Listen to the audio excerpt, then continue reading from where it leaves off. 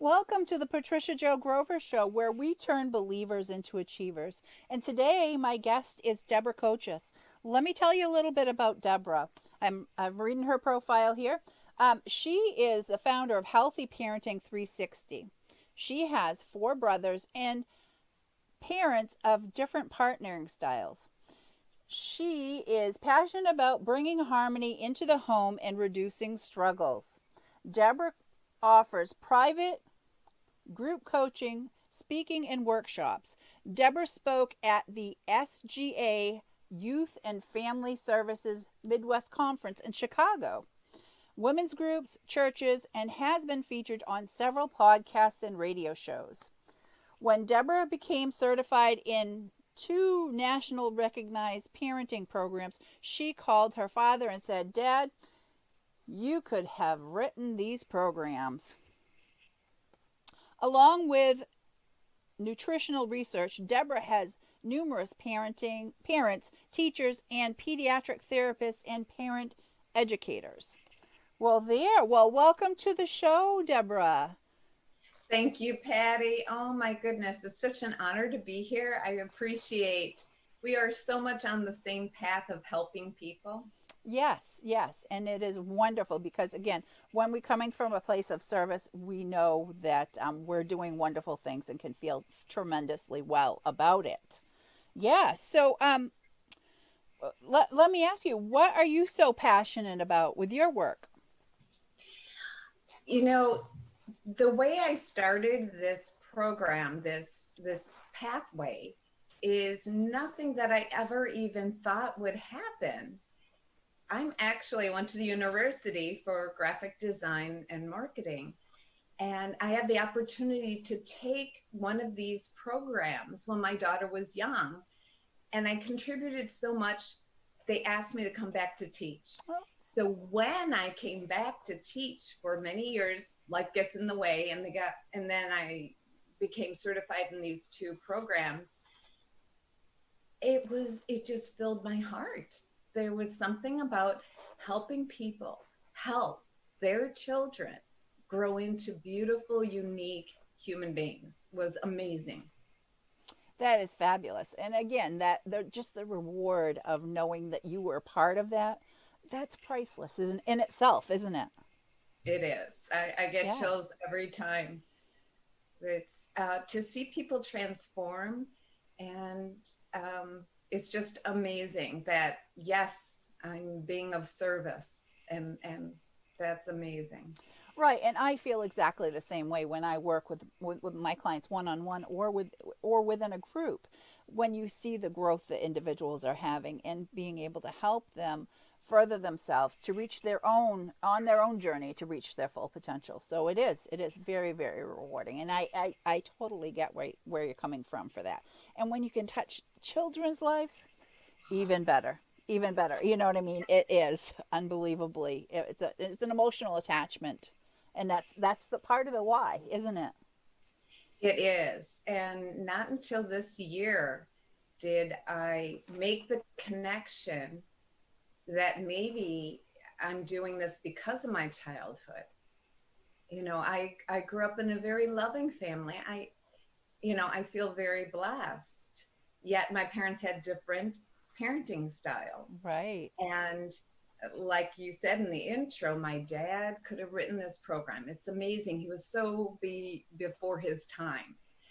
And yet my mother had a different parenting style, more controlling, more demanding. And as we have talked before, I could have chosen a path, either one, right? Exactly. We choose, we don't know any better except from our parents or if we did independent research. So as you're growing up, you can choose the path of one parent, the other, or maybe even a blend, Right, right? exactly. And that's where our belief systems come from. And when I talk with people about their limiting beliefs, because a lot of, again, what they're looking for, and they're seeing out of their window what they think their life could or should be like because of what they've learned from their parents or previous experiences. So it's so true, and it is. Sometimes you are pulled more towards your mother's side or your father's side, with that. But sometimes it is a combination, especially as you get a little bit older and you get some of your own life experiences in there, and you start that view out your window starts to be more of your own view. And you were very right in saying the choices and decisions you make, because I say the choices and decisions that you make help design your destiny. That's beautiful. Yeah. It really is. And I go through the process of helping parents instill respect, responsibility, courage, high self-esteem, and so much more in their children. And the beautiful thing is it's through different techniques. It's psychology based. It is absolutely getting to know not only how to communicate with your child, but also the parent. The bonus is the parent learns about themselves too in the way that you help adults. Right, exactly. And again, it comes from within. We can't want it for someone more than they want it for themselves. But it's really important that people want to have those skills to be able to pass on to their children to make their lives better. Absolutely. And I have different people coming to me, parents who are struggling. There was one father that, he was just struggling, and he learned so much about himself and what style of parenting, what method of parenting he uses, and what is the result of that style. Right. How can we change? Sometimes it's one word, sometimes it's a lot more. Right. Like just for an example, that one word, just for an example, when you use the word quit, never quit, using just that word quit, sometimes the way it works with our brain, instead of never give up. It, just even when you say words, that's what came to my mind. Absolutely. And remember, this very well, each of us have our own experiences. So then we have our own perspective and our own connotations of what certain words trigger, right? Exactly. So working with someone as we do, we can develop, even though, okay, we suggest one thing, but maybe that's a trigger. So then you find another way to really understand them and what feels good for them. Exactly. Everybody's journey is different, and we're all on a journey. It can be just different journeys or at different times, so fabulous information. That's fabulous, Debra. So, can you tell us a favorite story that you have that you'd like to share? There are so many, as many parents as there are so many great stories from the court-ordered parents that I get sometimes, and they just have to be there, they're court-ordered, but even they transform, and they just love how they can make life easier. It's all about making life more fulfilling, easier, more harmonious. And then another story is a couple. I love it when couples come because it's so much easier if you're on the same page. Right. Oh, and with parenting, oh my goodness. When just taking a break there for just a second, because it doesn't matter. Husbands and wives sometimes can't agree on parenting when they're their own siblings. They're both parents have these child, and they were conceived together. But when it's a blended family, and you have those different parenting styles come in, I'm sure you have to deal with that a lot. Absolutely. And I do get blended families, and I help them with different techniques of what you can do, because you're right. Yeah. It's a different dynamic. Yes. And there are steps you can take and to make it more harmonious. And the wonderful life experience that I have that I can bring as well is that I grew up with parents of two different parenting styles. So I can help so much more because I went through it. I remember what it was like. Right. So I have that added bonus. And the couple that came in, they had 5 children, and they were there because they were adopting. And in Illinois, you have to go through a parenting program before you adopt a child. And this child was special needs. So bless their hearts, they were adopting a child. They both did the work, meaning we talk about different techniques, they practice it at home, they come back the next week, and we talk about the successes. Do we need to tweak it? What have you. Right. And the interesting thing is that they found out they were pregnant during 7 children. Oh my goodness. And that's, sometimes that's what happens when people are having to have children, and going through in vitro and all these different things. And then when they finally just, and then try to adopt, then they get pregnant. So, holy cow, I cannot imagine. That's a whole sports team that they have at their house. Exactly. And it's beautiful. I reached out to the mom during COVID because I really wanted to find out, and I keep in touch with a lot of the clients that I have just to kind of touch base, see how things are going. And I asked her about the homeschooling and just, we talked about different things. And she said that going through the program has helped her immensely with homeschooling, the whole COVID, staying at home, especially with 7 children. I can only imagine. Holy, yeah. Yes. Wonderful. Well, yeah. So again, just hearing that story and knowing that you made an impact and a positive difference for these people, that's tremendous. That is extremely rewarding, I imagine, for you. Absolutely. Yeah. It really warms my heart every time.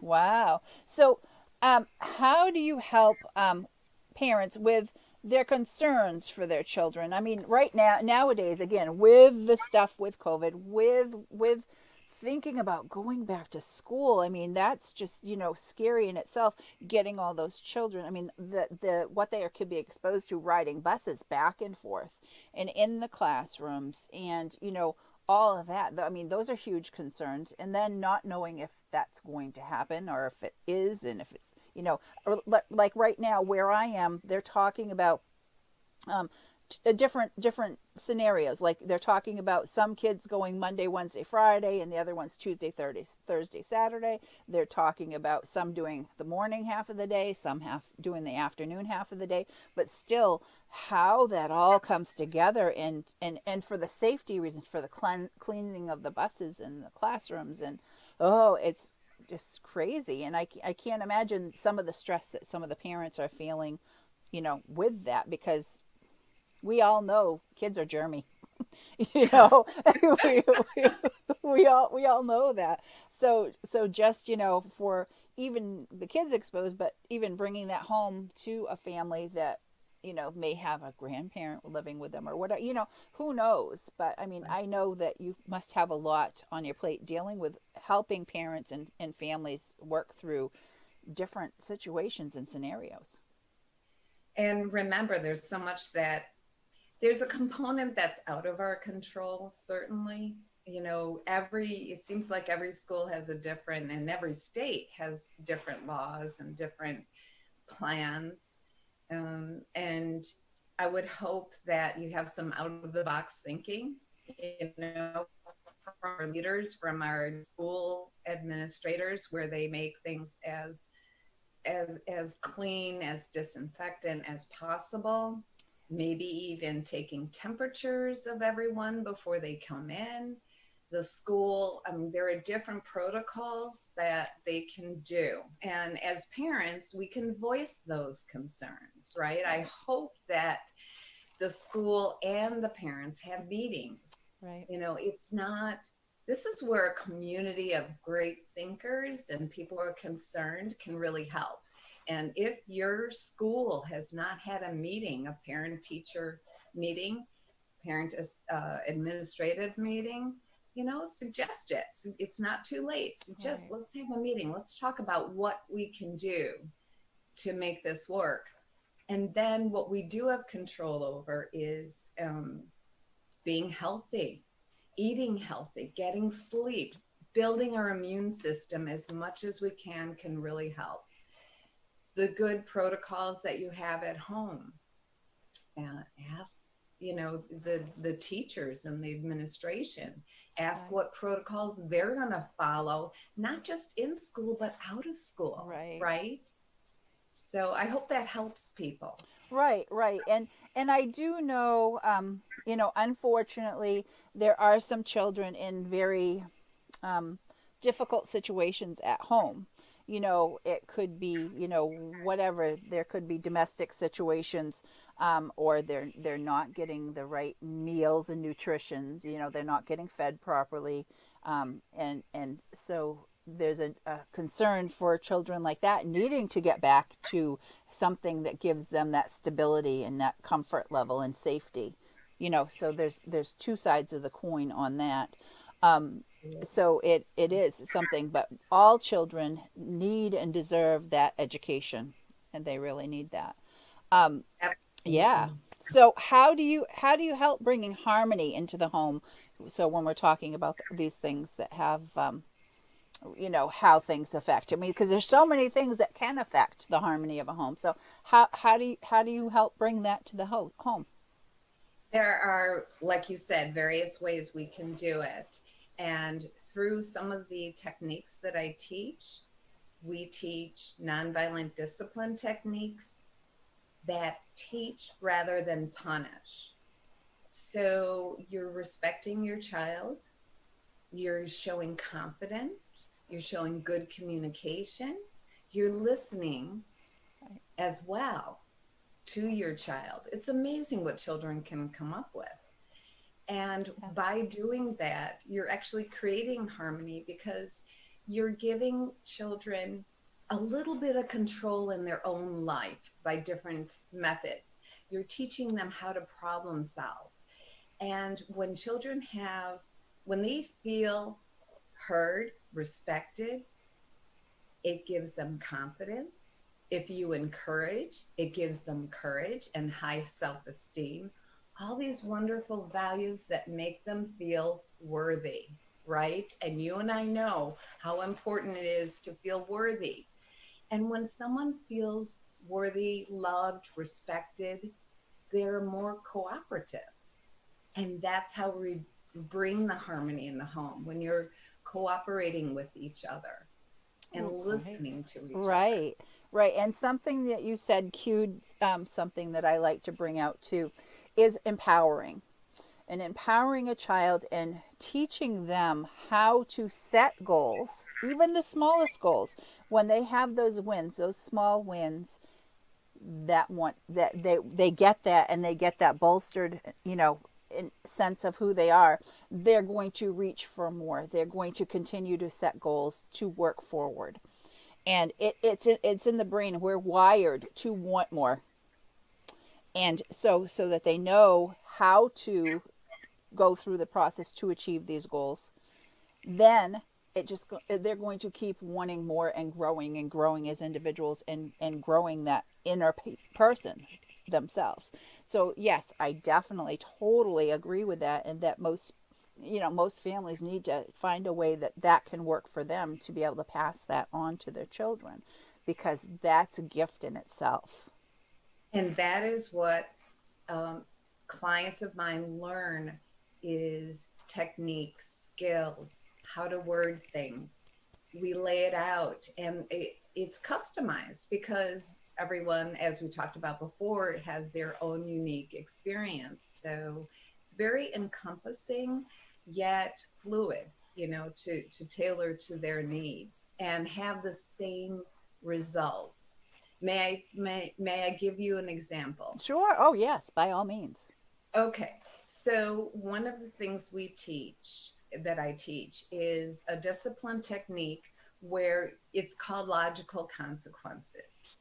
And if a child misbehaves, it's not about just taking away the screen time for everything.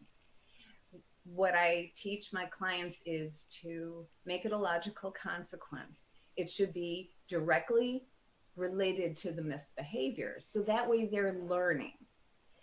So I had one example where I talked about it in class, that the child drew on the wall. So putting them in a corner, taking away their TV time, doesn't have anything It's not related to drawing on the wall. However, when someone thinks about, a parent says, okay, now you have to wash the wall and make it really clean like it was before you drew on the wall. You're teaching them, hey, it's not so easy to wash it off as it is to draw on the wall. And you're teaching them responsibility. And it's directly related. One of my clients, it was so interesting. The very next week, he said, yes, my son did draw on the wall. It really happened. And so we did what, they have to wash it off. The child was only 5 years old, but they could still wash off the wall, at least go through the process. And his son enjoyed it. So it doesn't have as much of an effect if they're enjoying it, right? Right. So you might think of a different consequence. And his mother thought, okay, we're going to take money from your allowance to pay for the cleaning materials in order to wash the wall. Okay, yeah. So there's that out of the box thinking. Think about what will make the child think about what he's done. Where's that connection? Yeah, where's that connection for them? Right. Exactly. And it worked. Yay. Wonderful. Wonderful. That's a good thing. Great, great story and great share. Yeah, so if anybody wants more information from Debra, comment below, leave messages for her. I'm sure she can get back and answer some questions. So Debra, did you have anything special for a gift for our viewers? I do. I have a quick method that I can, in a PDF format, show you how you can reduce struggles right away. Absolutely right away. Oh, if anybody wants them, definitely listen in. One of the skills that I teach, I'd be glad to gift it, and it really works. So you can email me at healthyparenting360@gmail.com, and I will be glad to send you the PDF. I'm also on Facebook, facebook.com/healthyparenting360, and you can DM me there as well, and I can send it to you. Oh, wonderful, wonderful. Oh, so I wouldn't be surprised if you got all kinds of contacts, people asking questions like, what do I do? Any ideas? Yeah, because we all know that kids don't come with a guidebook, like, directions. It doesn't happen that way. No manual. I looked around when my daughter was born. There you go. Well, wonderful. I'm so glad you were with me, Debra. I'm Patricia Jo Grover, the Goal Achievement Strategist. This was the Patricia Jo Grover Show. And you can reach me right through my website, patriciajogrover.com, and send emails or whatever through there. And you'll find me on Facebook. But I have my gifts for you. There's a little video that's going to follow behind. And until next time, thanks for being with me. And thank you again, Debra. Thank you. Thank you so much. All right.